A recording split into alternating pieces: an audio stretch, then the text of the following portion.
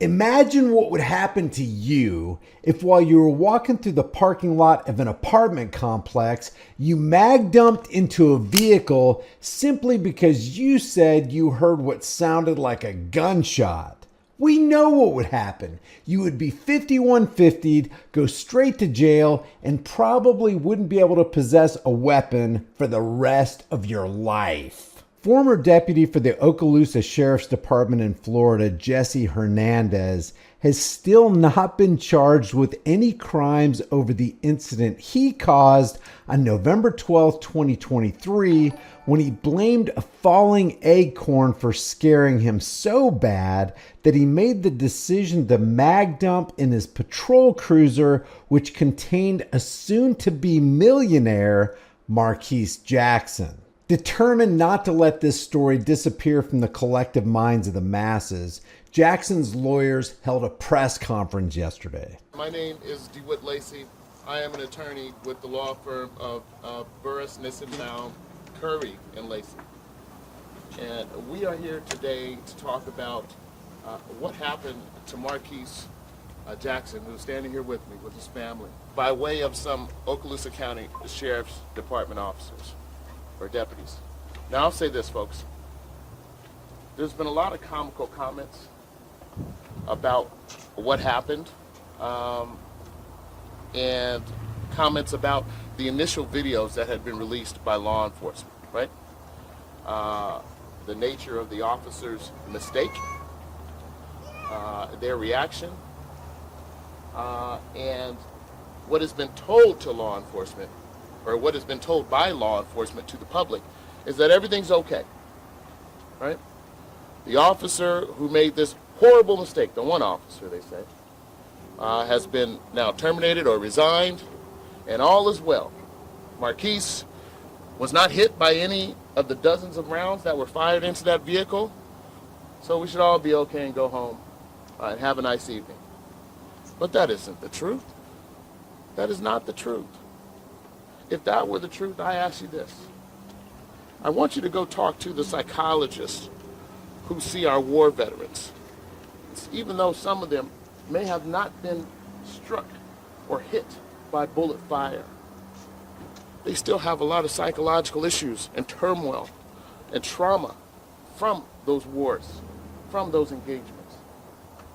If we think that that is okay, I would say talk to the refugees and or folks who come here from war-torn countries. Though they may have not been shot themselves, they still bear the wounds of the psychological trauma of being involved in this type of violence. You know, the difference is Marquise does not live in a war-torn country, or so we believe. Marquise did not participate in some type of civil unrest in a country that's experiencing a lot of turmoil. He's right here in Fort Walton. And he had all these rounds fired at him. And of course there's trauma that comes with that. Luckily, fortunately, he survived, miraculously. You're covered. You are covered, brother. But miraculously, he survived. And he's here to talk about it today, okay? And he's got a statement he wants to tell you all.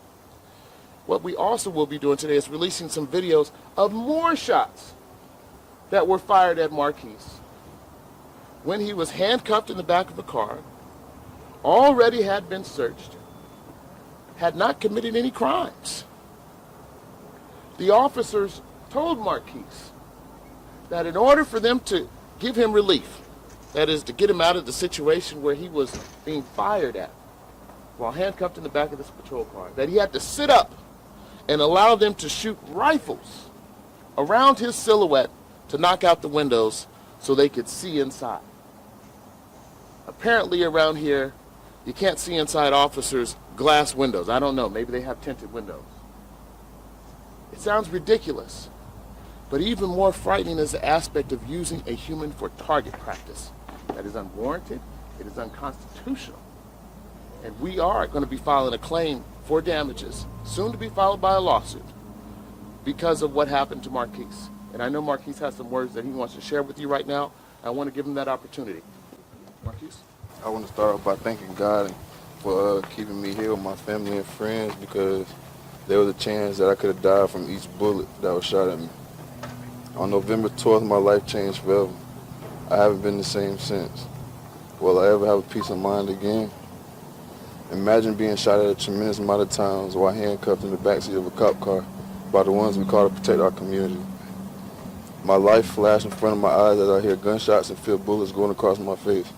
I instantly ducked my head while shattered glass fell on top of me. I began to pray, asking God to protect me as shots still coming from different directions. After many rounds were fired, there was a slight break. Officers then told me to put my hands in the air and sit up straight.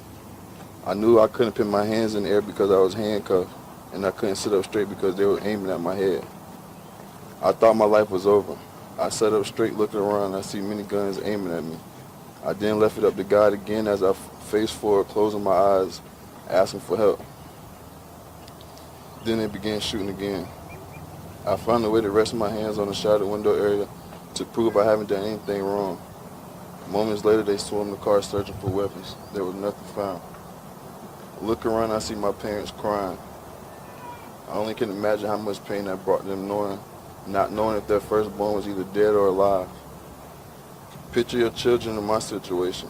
How would you feel? I was then held in a cell for hours with nobody knowing anything. After them almost taking my life for no reason, I could only think of the worst. I thought I was never coming home. Eventually, an officer came in the cell and told me I was free to go with no charges. This was the scariest day of my life. I would never call 911 again for an emergency after this.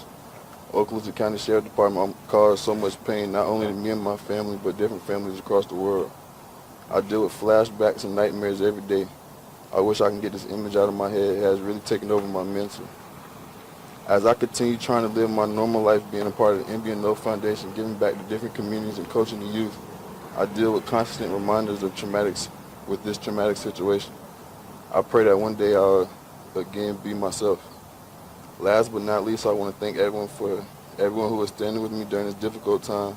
I love y'all, and always remember Jeremiah 29:11. For I know the plans I have for you, declares the Lord. Plans to prosper you and not harm you. Plans to give you hope in the future. Well, God's definitely going to prosper him. This would be a slam dunk case even for the least seasoned attorney. He committed no crime, was searched for weapons, locked in a patrol car with his hands cuffed behind his back, and then ruthlessly shot at for no frickin' reason. My name is Julia Quesada. I'm an attorney with Burris, Niesenbaum, Curry, and Lacey. It is not acceptable that these officers, deputies, and their department is calling this a mistake. It is not okay to call it a mistake. There is no mistake. There was no mistake that Marquise was unarmed. There's no mistake that he had already been searched. There's no mistake that he was already handcuffed in the back of a patrol car when these deputies opened fire.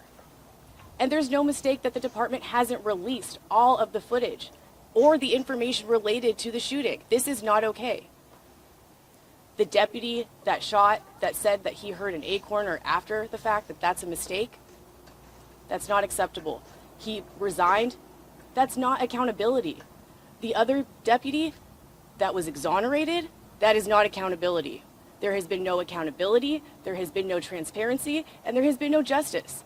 And we demand that. We demand transparency, we demand accountability, and we demand justice, and we stand with Marquise with this. What's one thing that you want us to share with our viewers? What's the most important thing out of all of this? I hope you show the videos that we've released today to you that show that these officers were firing rifles into the car. And you could hear them tell Marquise, no, you got to sit up so we can shoot around you. This is outrageous, okay? It's outrageous. It doesn't follow any practice or guidelines of law enforcement and or their training. It is wholly unconstitutional, unwarranted, and shouldn't be accepted, not in this community or any community in America. But I hope that you show those videos.